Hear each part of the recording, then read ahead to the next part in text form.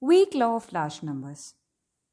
To consider the weak law of large numbers, we define a sequence of random variables as x1, x2, etc. xn, and mu I is equal to expectation of xi for all the I equal to 1, 2, etc. n. And also let Sn be is equal to x1 plus x2 plus etc. plus xn, which is the sum of these random variables, and Mn is equal to mu1 plus mu2 plus etc. plus mu n, which is the sum of these means. And Bn is equal to the variance of these variance of sum of these random variables, which is variance of x1 plus x2 plus etc. plus xn. And we also state a condition that this sum of this variance Bn is a finite value, that is it is less than infinity. Then the weak law of large numbers states that probability of mod Sn by n minus Mn by n greater than or equal to epsilon tends to 0 as n tending to infinity, provided the Bn by n square tends to 0 for any epsilon greater than 0. So this is the weak law of large numbers. This is the statement of that, where it is probability of mod Sn by n minus Mn by n greater than or equal to epsilon tends to 0 as n tends to infinity. So now we are going to discuss the proof for this statement.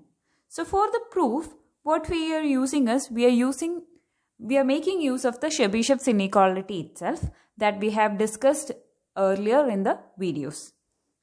So expectation of Sn by n is considered. Expectation of Sn by n. We know expectation of Sn by n is equal to expectation of x1 plus x2 plus etc. plus xn by n.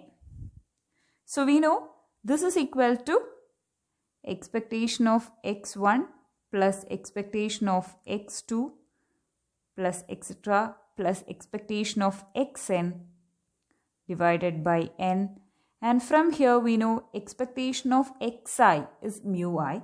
So expectation of x1 is mu1, expectation of x2 is mu2, etc. expectation of xn is mu n. So mu1 plus mu2 plus etc. plus mu n divided by n. And we have denoted this mu1 plus mu2 plus etc. plus mu n as mn. So this is equal to mn by n. So expectation of Sn by n is mn by n. Now what we are going to do is, we are going to find the variance of Sn by n. So we know the variance of Sn by n, and that is equal to 1 by n square variance of Sn.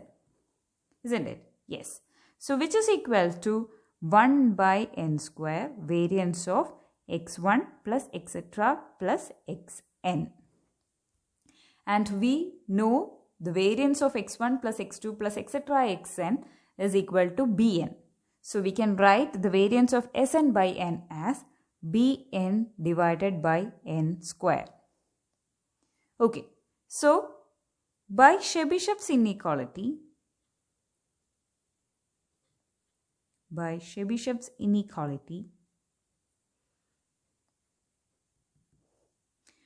we can write probability of mod Sn by n minus its mean Mn by n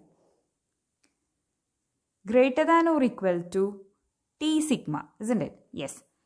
T, and variance is Bn by n square. So the standard deviation will be root Bn by n. T into root Bn divided by n is less than or equal to 1 by T square.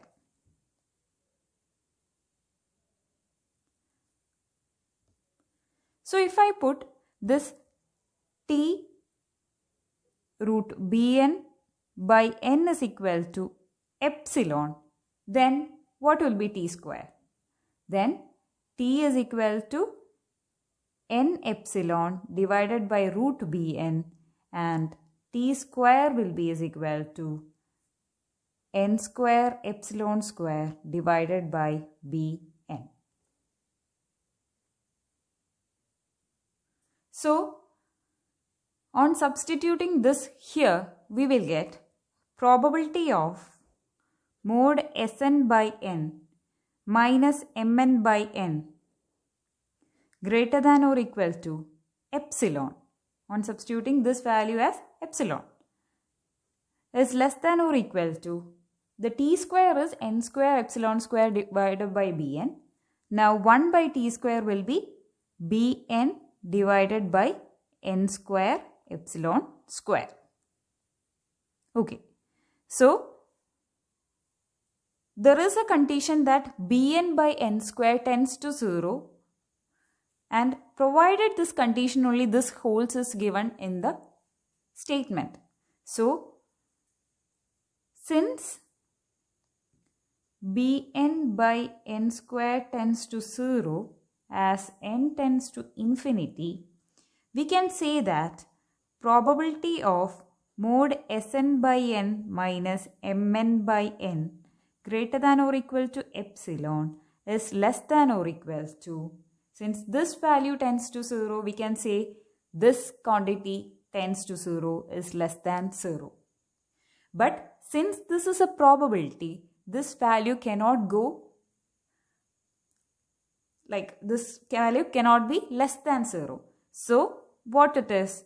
Probability of mod Sn by n minus Mn by n greater than or equal to epsilon tends to 0 as n tends to infinity, provided bn by n square tends to 0. So this is the proof of the weak law of large numbers. So weak law of large numbers says about the average of these random variables x1, x2, etc. xn, and its difference from the mean when it is greater than an epsilon. An epsilon is any value that is greater than 0, a small value that tends to 0. That probability tends to 0 as n tends to infinity.